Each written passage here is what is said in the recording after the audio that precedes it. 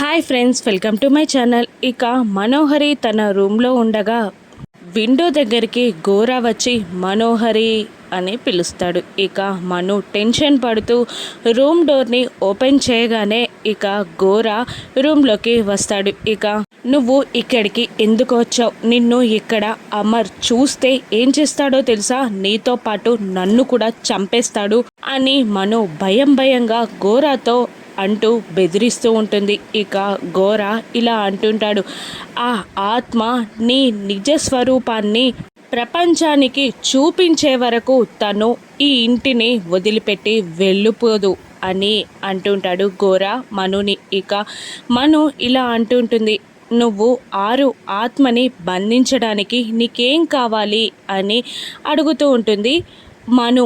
ఇక నాకు ఆ అమ్మాయి హస్తికలు కావాలి అని గోర అంటుంటాడు. ఇక మను ఆలోచనలో పడిపోతుంది. ఇక అమర్ 6 పెద్ద కర్మప్పుడు 6 అస్థికలని తన దగ్గరే పెట్టుకున్న విషయం మనుకి గుర్తొచ్చి, ఏంటి నీకు 6 అస్థికలు కావాలా? అవి అమర్ దగ్గర ఉన్నవి.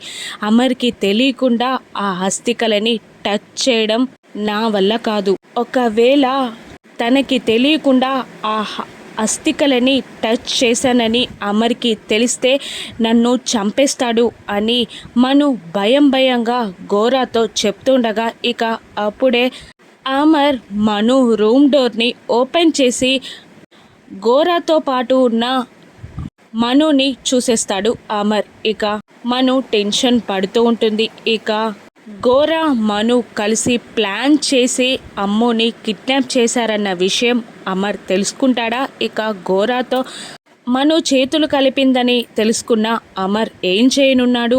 మను ఏ విధంగా తప్పించుకోనుందో రాను ఎపిసోడ్స్లో చూద్దాం. Thank you for watching.